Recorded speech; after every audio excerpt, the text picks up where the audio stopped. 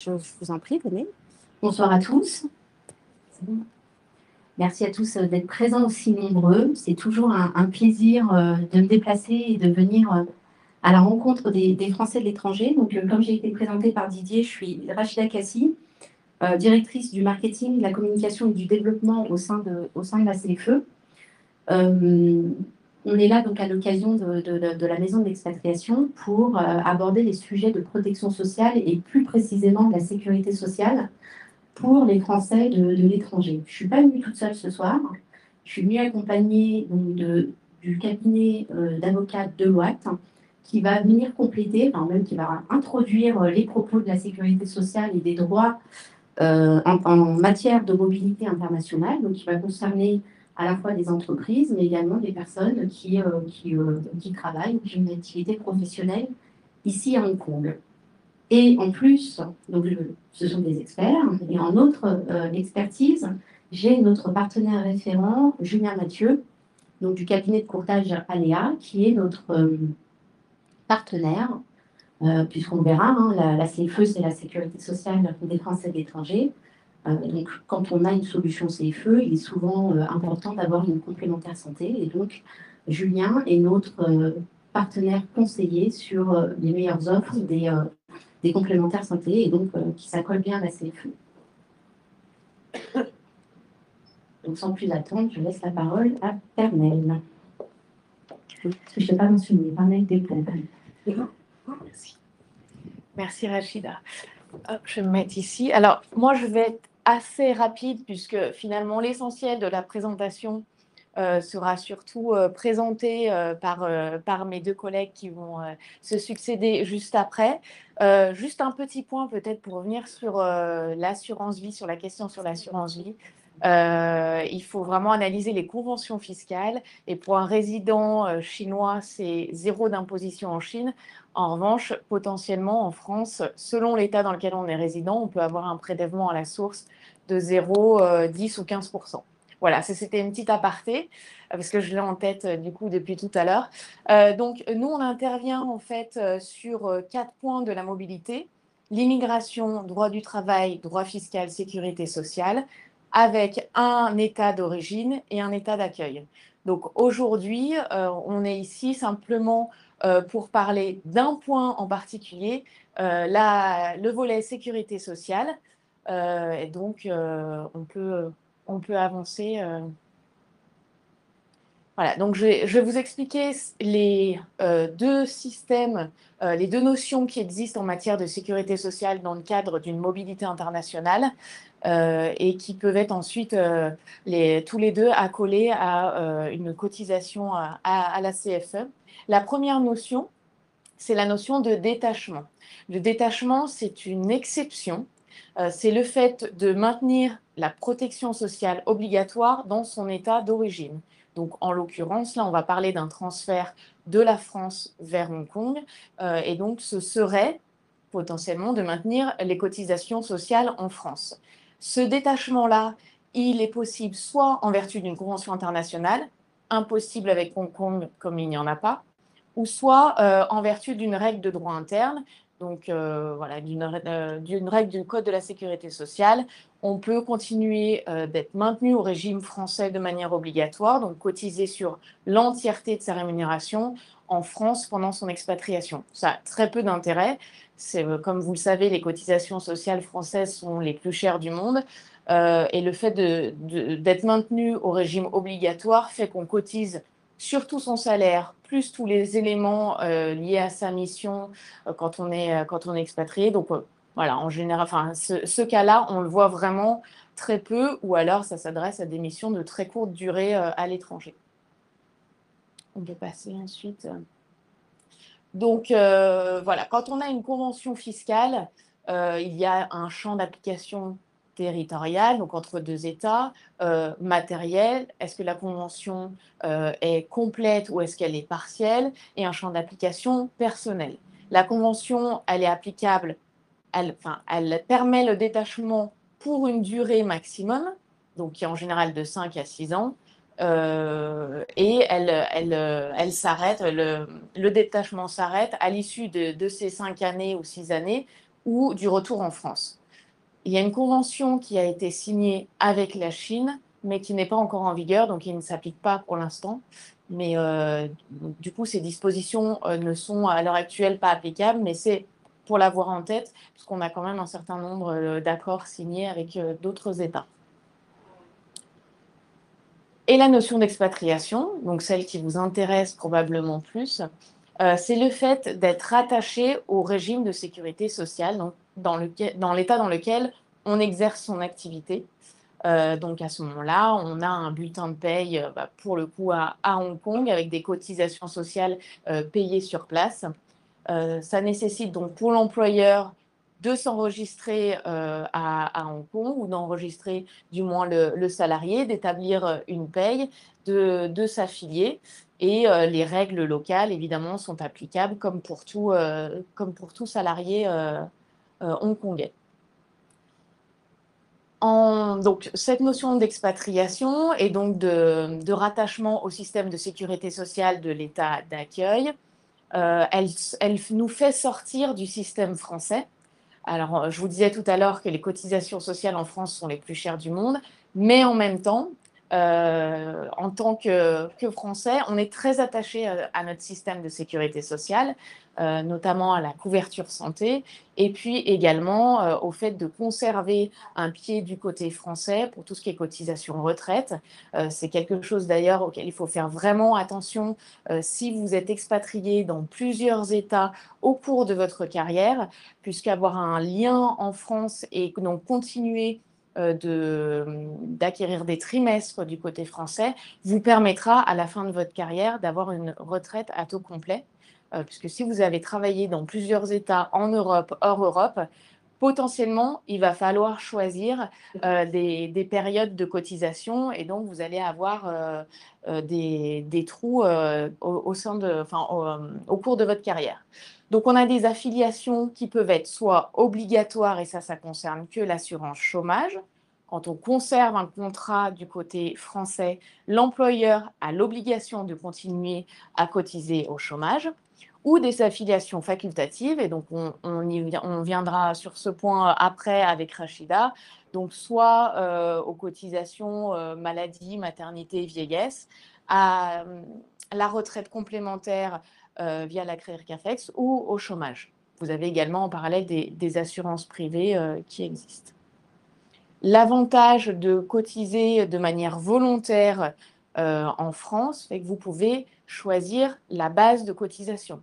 Donc, vous pouvez maintenir une cotisation sur votre salaire de référence, c'est-à-dire le salaire avant départ de France, ou sur un salaire hors avantage en nature. Enfin, voilà, ça permet de réduire grandement la base. Donc là, on vous a reporté donc, toutes les branches de la sécurité sociale qui sont aujourd'hui au niveau du régime obligatoire géré par les URSSAF, caisses de retraite ou les assurances privées. Et dans un système de mobilité internationale, c'est la CFE qui prend le pas sur les URSSAF. Au niveau de la caisse de retraite, on passe sur la CAFEX. Le chômage, c'est France Travail International. Et on a toujours des assurances privées pour la complémentaire santé et la prévoyance. Voilà, je vous remercie. Merci. Alors, vous l'avez compris, on va beaucoup parler de la sécurité sociale. Juste comme ça, pour les personnes présentes ici ce soir, est-ce que vous avez déjà entendu parler de la CFE quand vous êtes arrivé ici à Hong Kong? Ouais. Est-ce que vous savez, main dans la main, ce que fait la CFE? Elle est utile, pas utile? Bon, c'est ce qu'on va voir là ce soir. Donc, c'est bien, vous êtes au bon endroit. Donc, la CFE, c'est la Caisse des Français de l'étranger, comme son nom l'indique. Ça veut dire qu'on est la sécurité sociale spécifiquement pour couvrir, on couvre spécifiquement les Français qui résident à l'étranger. Donc, principalement, après on l'a vu, soit sous contrat d'expatriation, soit sous contrat local. C'est des choses différentes, mais nous, en tout cas, pour adhérer à la CFE, il faut être français sur certaines garanties de nationalité française, sur la partie santé notamment, et résider à l'étranger. Donc, on verra en fonction des différentes garanties, on n'a pas les mêmes critères d'éligibilité, mais c'est grosso modo ces éléments-là qu'il faut retenir. Donc, on est un organisme de sécurité sociale, on est régi par le Code de la sécurité sociale, donc on se doit d'appliquer les règles de la sécurité sociale partout dans le monde, enfin, en tout cas auprès de Français de l'étranger. J'ai beaucoup répété ce terme ce soir. Donc, comme tout organisme de sécurité sociale, on a une gouvernance composée de 21 administrateurs qui sont pour la plupart tous des résidents des Français d'étrangers. Donc, ils nous permettent d'avoir au quotidien des retours d'expérience sur la vie au quotidien des Français de l'étranger. Et donc, c'est un retour très, très important pour nous, puisqu'on essaye depuis un certain nombre d'années d'améliorer nos offres et nos services, mais toujours en cohérence avec le Code de la sécurité sociale, donc une réglementation franco-française. Donc, on est la continuité du régime général, donc continuité, quand on est au départ de France, on couvre immédiatement, et continuité parce qu'on offre les mêmes garanties que la sécurité sociale, donc à savoir la santé, maladie, maternité, invalidité, les accidents du travail en maladie professionnelle et la retraite. J'insisterai après sur ce dernier point, puisque la CFE est le seul organisme à vous permettre de cotiser à la retraite comme si vous continuez à travailler en France. On a pour particularité d'être présent partout dans le monde, puisqu'on transpose le modèle de la sécurité sociale. Donc on n'exclut pas de pays, on n'a pas de critères d'exclusion liés au pays de résidence. On couvre un peu plus de 100 000 personnes partout dans le monde. Et donc, en termes de répartition, on peut être assuré à la CFE soit en son nom propre, en particulier, ou par le biais de son entreprise. Donc, on a une répartition aujourd'hui qui reflète un peu l'expatriation, donc en tout cas la population des Français d'étrangers. On s'assure plutôt à titre individuel que par le biais de son entreprise. Donc, si on est ici ce soir, c'est que vous êtes nombreux à vivre ici. Et donc, je vais laisser Julien, qui est basé à Hong Kong aussi, aborder le sujet. Merci Rachida. Bonsoir à tous, je suis ravi d'être là. Moi, je suis à Hong Kong depuis 12 ans. Voilà, je suis cofondateur d'Alea. On est spécialisé dans l'assurance santé internationale. On fait aussi des assurances locales. Et nos clients sont à Hong Kong et dans le reste de l'Asie. Voilà, beaucoup de Français, d'expatriés, d'entreprises. Alors, les Français à Hong Kong, c'est des chiffres qui ne sont pas à jour. Il y avait Madame la Consul, mais aujourd'hui, il y a à peu près à Hong Kong 10 000 Français inscrits au consulat. Donc, ça a baissé. Avant le Covid, c'était à peu près 15 000, 15 à 16 000. Aujourd'hui, c'est 10 000. Et en Chine, aujourd'hui, il y en a à peu près en Chine continentale 10 000 aussi. Donc, le chiffre du nombre total d'inscrits est à peu près bon. C'est 20 000 avec une forte baisse en Chine continentale et un peu moins, 30% de moins à Hong Kong. Voilà. Beaucoup d'entreprises, évidemment, et ça reste le cas. Il y a eu quelques départs d'entreprises, mais c'est surtout des baisses au niveau des effectifs à Singapour. Les entreprises, le gros des boîtes françaises sont toujours là. Voilà. Alors, pour la santé à Hong Kong, c'est un système qui est dual, c'est la même chose en Chine. À peu près 40 hôpitaux à Hong Kong, publics, et une douzaine d'hôpitaux privés. C'est deux systèmes qui sont très bons. Nous, on dit toujours aux clients qu'il n'y a pas vraiment de sujet dans le public en termes de qualité. Tous les médecins à Hong Kong sont obligés d'aller dans le public avant de passer dans le privé, donc de faire des années dans le public. C'est aussi là qu'il y a les hôpitaux universitaires, donc c'est important. Simplement, il y a un problème de congestion et des délais qui peuvent être très élevés. Dans tout ce qui est outpatient à Hong Kong, c'est-à-dire voir des médecins, des spécialistes, des médecins généralistes, en termes de délai, c'est très très long. Pour des opérations, surtout quand il y a un caractère urgent, ça va à peu près. Mais voilà, ça dépend vraiment des sujets. Il y a beaucoup de gens expatriés notamment, mais pas que, qui vont dans les 12-13 hôpitaux privés pour avoir des délais beaucoup plus rapides. C'est très cher. Le service est excellent, très personnalisé. Donc, ils ont des assurances santé en général.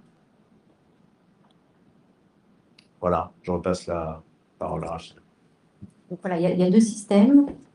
Dont un qui coûte très cher, mais je vais plus développer donc, en termes de santé ce que l'on propose. Donc, contrairement à une assurance privée, donc la sécurité sociale a des valeurs de solidarité, d'universalité. Je le répète souvent dans mes discours, mais voilà, c'est l'ADN de la sécurité sociale et ce n'est pas ce que l'on retrouve auprès des assurances privées. Ça se traduit comment? Donc, c'est par le biais, par le fait que donc là, c'est accessible à tout le monde. Ça veut dire sans questionnaire médical, sans exclusion de pathologie, je le disais tout à l'heure, sans exclusion aussi de pays. Il n'y a pas de limitage non plus. Donc, tout ça, c'est des éléments qu'on va retrouver auprès d'une assurance privée. Donc, on peut adhérer partout, enfin, où qu'on réside, et vraiment à tout moment de sa vie. Même si ce n'est pas le but, c'est quand même une possibilité. On assure donc la continuité, je l'ai dit tout à l'heure, mais donc c'est aussi la continuité des droits. Donc, au départ de France, donc si vous partez de France et que vous adhérez à la CFE, vous êtes pris en charge immédiatement dans le cadre de votre expatriation. Et en cas de retour définitif en France, il peut y avoir une période de carence par la sécurité sociale en fonction des conditions dans lesquelles vous rentrez en France. Et donc la CFE, si vous êtes à la CFE opère ce qu'on appelle un maintien de droit. Donc elle continue à vous couvrir en France le temps que ce délai de carence passe côté sécurité sociale. Et enfin, depuis un certain nombre d'années, on a mis en place la carte vitale, ce qui n'était pas le cas avant, mais aujourd'hui, si vous êtes assuré à la CFE, on peut vous rééquiper de carte vitale si vous remplissez les conditions pour en bénéficier. Et donc, vous pourrez, dans le cas de retour en France et pour vous faire soigner, vous pouvez utiliser cette carte vitale qui vous exempte, dans bien des cas, d'avancer les frais concernant la part de remboursement CFE. Donc, sur la partie santé, donc je le disais, hein, pour les individuels, pour les personnes qui adhèrent à titre individuel, donc pour les particuliers, on a 4 plans qui correspondent à différents cas. Donc, on a notre produit classique qui est le produit Monde Expat Santé qui couvre tous les frais de santé partout dans le monde. Donc, partout dans le monde, pas que dans votre pays de résidence, et aussi lors de séjours temporaires en France. On a sa déclinaison pour les jeunes de moins de 30 ans qui est le Jeune Expat Santé. Donc, ça veut dire quoi?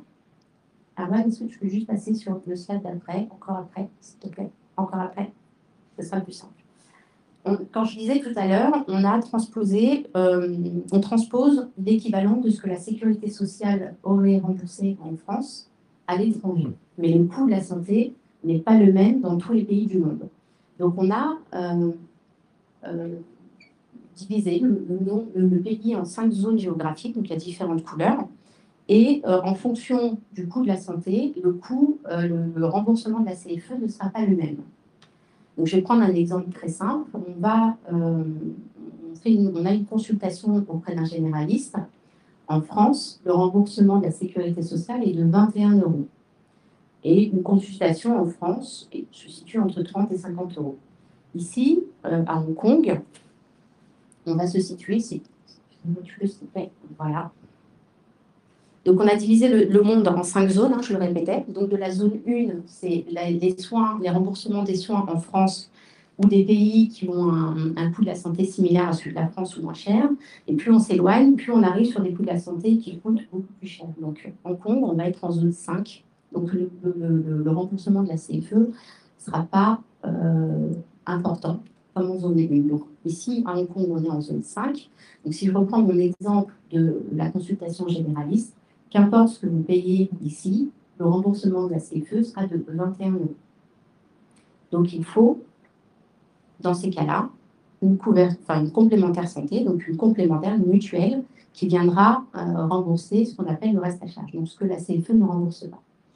Donc, ici, vous avez donc, ce tableau des garanties qui est présent sur notre site internet, qui, en fonction des actes que vous réalisez, vous montre le remboursement de la CFE. Donc, soit on exprime en pourcentage, donc c'est un pourcentage de la facture réelle, donc qu'importe ce que vous payez, notre remboursement représentera ce pourcentage-là, soit quand on n'a pas été en capacité d'exprimer le remboursement en pourcentage, on a mis un forfait. Si je prends l'exemple, par exemple, de l'accouchement, qu'importe combien coûte l'accouchement ici à Hong Kong, le remboursement CFE sera de 3 100 et quelques euros. Donc, c'est 2797.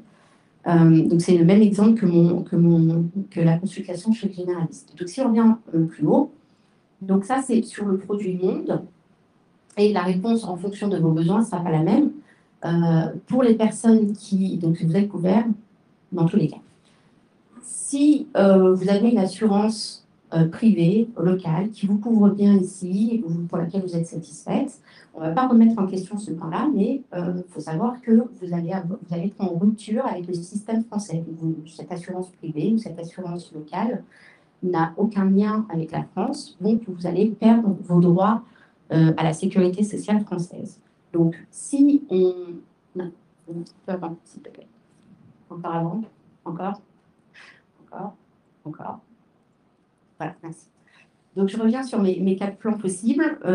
Donc, si vous avez cette assurance locale qui vous convient bien et que vous estimez que les remboursements de la CFE ne sont pas suffisants, vous pouvez garder quand même votre lien avec la sécurité sociale, enfin avec les soins en France, en tout cas. La CFE vous permet, donc en cotisant à la CFE, de ne vous rembourser que sur vos soins en France. Donc, c'est le produit France Expat Santé. Et donc, on l'a vu tout à l'heure sur notre tableau des garanties, dans bien des cas, la CFE va mieux rembourser les soins en France que les soins en cours. Donc, tout ça, encore une fois, ça va vraiment dépendre de votre situation. On n'aura pas la même réponse en fonction de vos besoins. Donc, tous ces produits-là. Et enfin, donc, le dernier produit, c'est pour les retraités. Donc, quand vous êtes retraité à l'étranger et que vous avez cotisé un système de retraite, et là, je parle de retraite, un système de retraite français, vous y avez cotisé au moins 15 ans, donc 60 trimestres.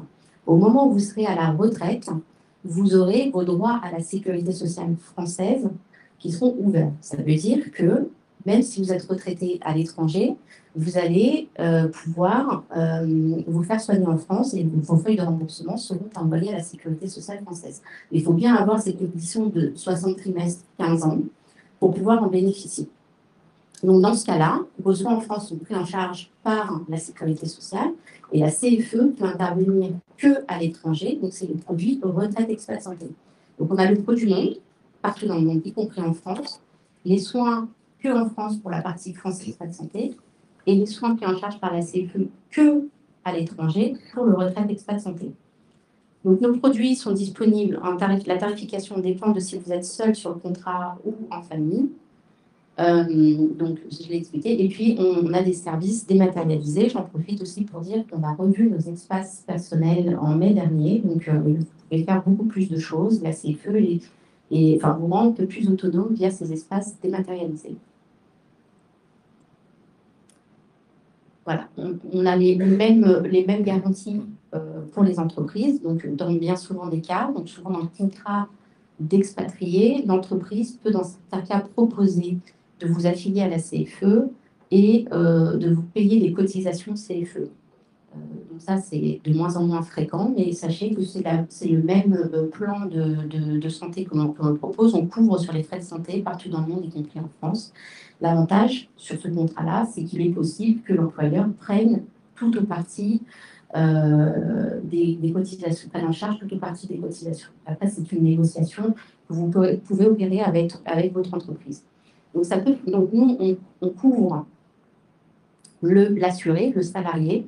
Donc la condition, je le disais tout à l'heure sur cette partie santé, c'est d'être de nationalité française ou européenne et de vivre à l'étranger. Donc si vous remplissez ces conditions-là, votre employeur peut être de droit français ou de droit local, peu importe, à partir du moment où vous remplissez, vous, les conditions d'éligibilité.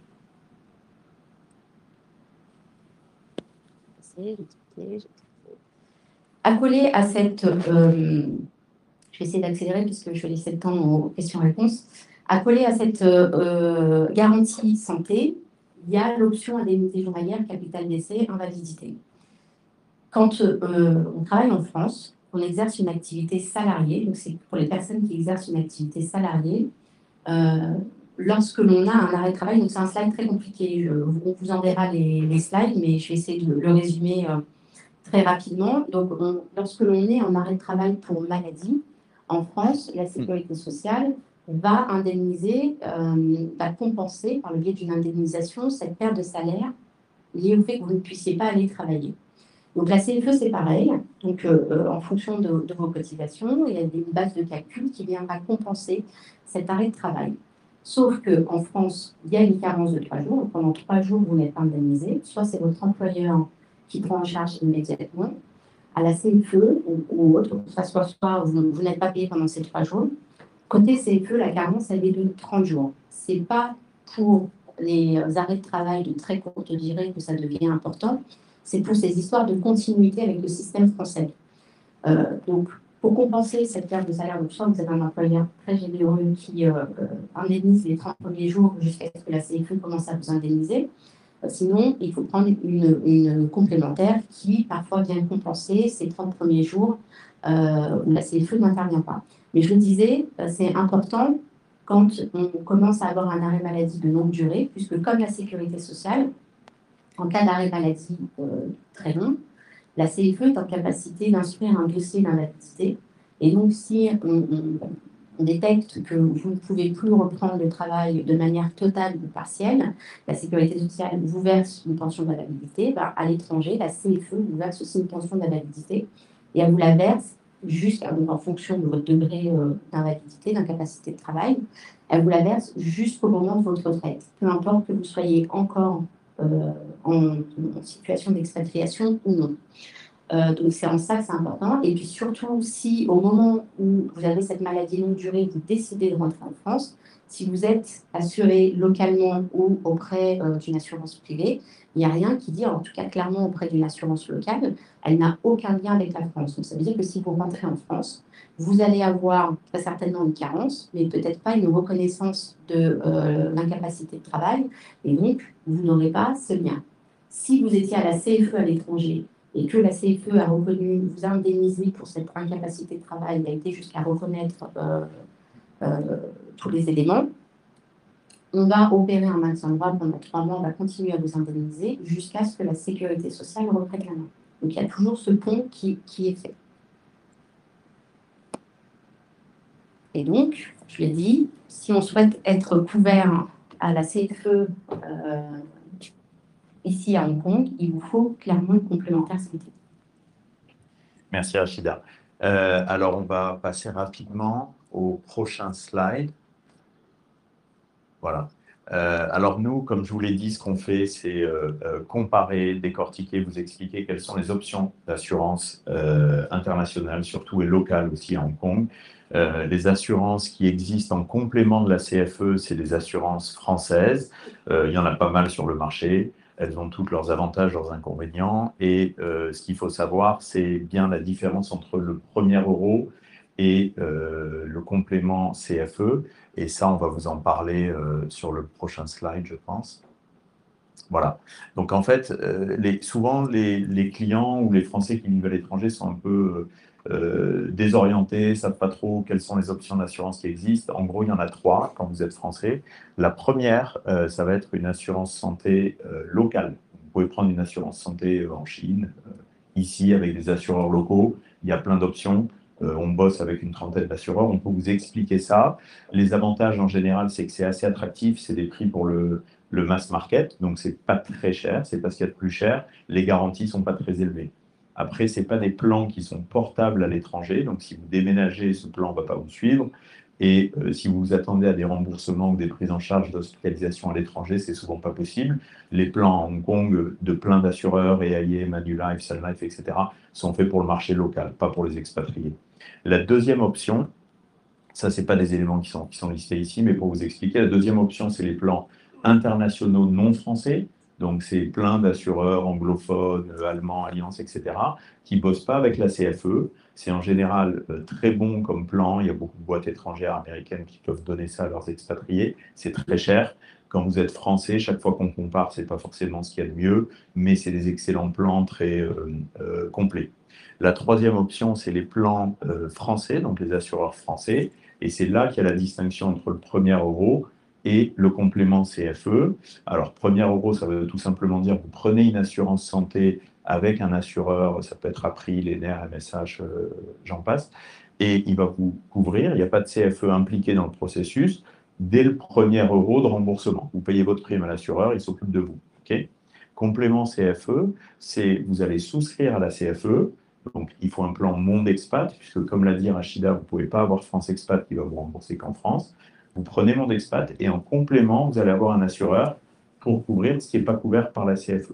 Donc, vous aurez 2 espaces clients, ce n'est pas sorcier non plus, mais vous allez payer vos primes CFE tous les trimestres et payer votre prime avec l'assureur pour avoir un remboursement à 100%. Alors, les gens nous disent souvent, c'est quoi l'avantage d'avoir CFE complémentaire versus premier euro. Après tout, vous avez le choix. En général, le gros avantage, enfin, un avantage la plupart du temps qu'on voit dans les milliers de simulations qu'on a fait, c'est qu'en général, c'est moins cher d'avoir CFE complémentaire que le premier euro. D'accord?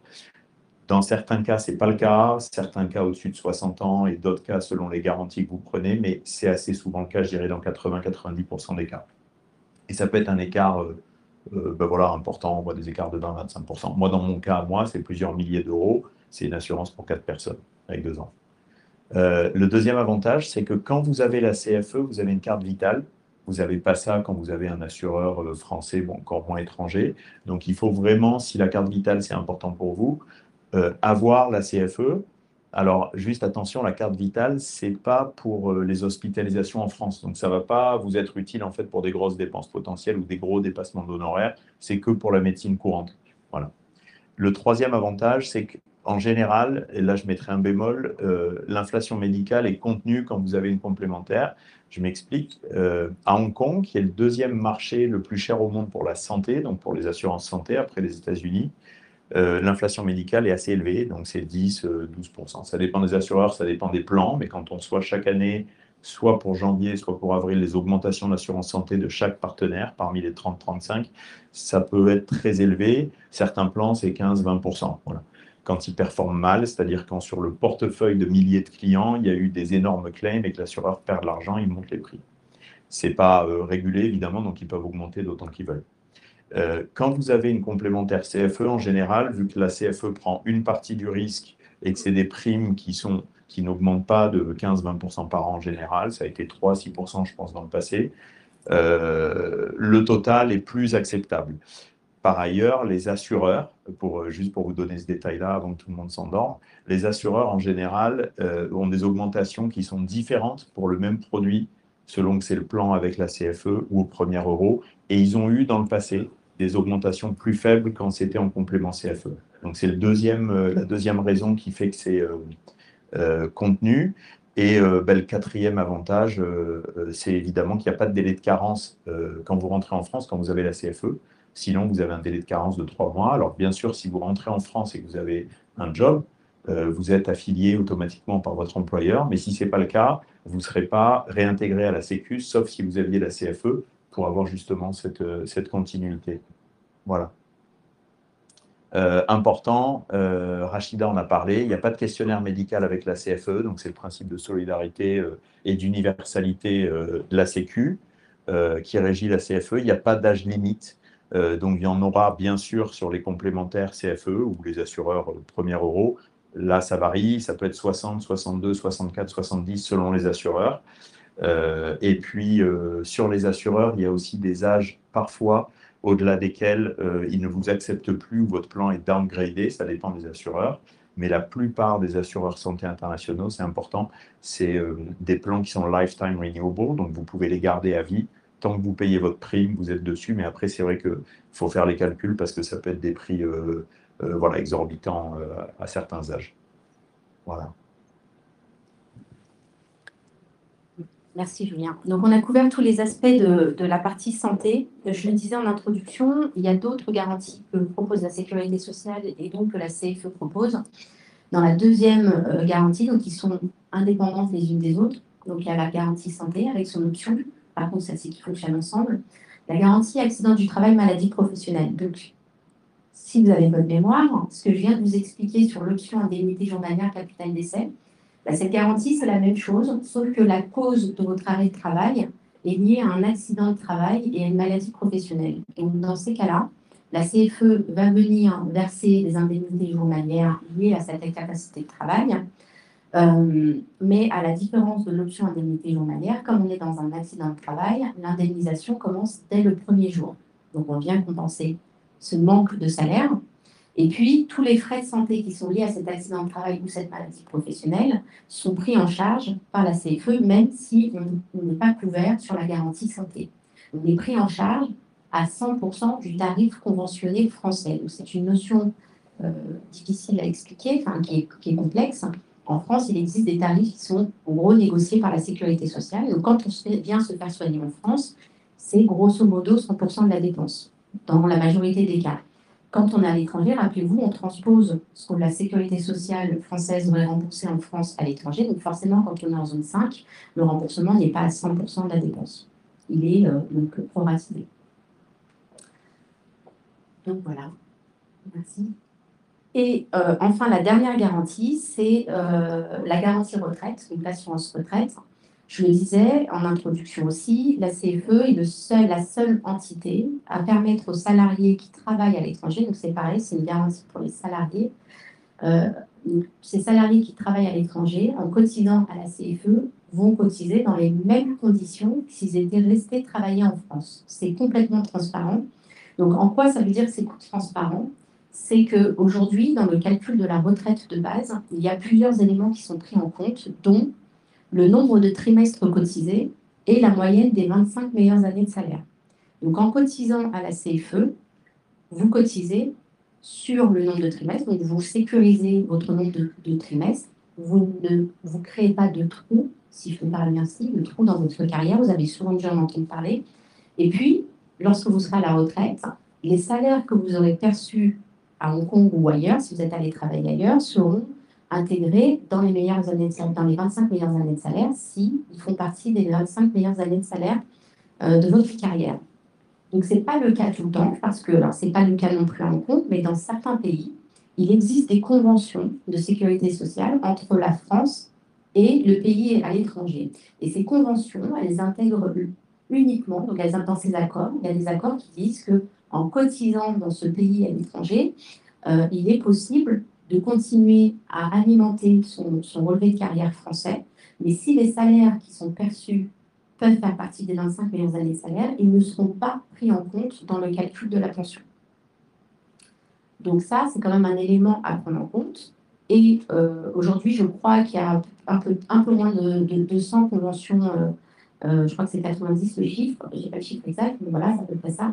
Donc si vous travaillez dans plusieurs pays où il existe des conventions, vous ne pourrez pas intégrer ces trimestres cotisés tous les trimestres cotisés dans tous ces différents pays dans votre relevé de carrière français. Vous ne pourrez le faire que pour un seul pays. Donc, si vous ne savez pas, si vous avez déjà travaillé dans plusieurs pays, ça c'est un point très important, vous êtes peut-être déjà créé un trou dans votre carrière, dans votre carrière française. Donc ça, c'est important de regarder dès aujourd'hui si c'est le cas. Et donc, le fait d'être à la CFE, donc en plus de sécuriser le calcul de la pension, vient gommer ces conventions. Et donc, en cotisant à la CFE, vous ne faites pas de lien avec les conventions et vous continuez à cotiser sur votre retraite française et vous sécurisez votre trimestre. Par contre, le fait de cotiser à la CFE, sur l'ensemble des garanties, c'est volontaire, c'est de votre propre chef. Il n'y a aucune obligation en France. Quand on y vit, on y travaille, on est obligé de cotiser à la sécurité sociale et donc d'avoir des droits, donc d'y être affilié. En revanche, dès lors que l'on quitte le territoire français, on n'a plus aucune obligation. Donc c'est charge à vous, charge à votre employeur de vous couvrir du mieux que vous pouvez. Et donc, du coup, le fait d'être à la CFE et de cotiser à la CFE n'exempte pas des cotisations locales obligatoires. Donc, si vous êtes dans l'obligation de cotiser à la retraite ici, le fait de cotiser à la CFE, ça ne vous empêchera pas de cotiser ici. Donc, pour accéder à cette assurance, je le disais tout à l'heure sur la partie santé, il faut être de nationalité française et résider à l'étranger. Sur la partie retraite, il n'y a pas de critère de nationalité, mais en revanche, un critère où on a déjà cotisé au système de retraite français. Donc, c'est soit un critère de résidence, il faut y avoir résidé pendant au moins 5 ans, soit être né en France, ou avoir cotisé au moins 6 mois dans les 6 mois qui précèdent en fait votre expatriation.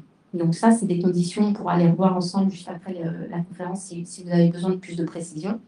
Et juste petite précision, parce que c'est souvent méconnu, dans le cas d'une expatriation d'un couple ou d'une famille, on a souvent, donc si on a 2 salariés, il y a souvent un des deux membres du couple qui a été muté par son entreprise et le conjoint peut démissionner de son travail.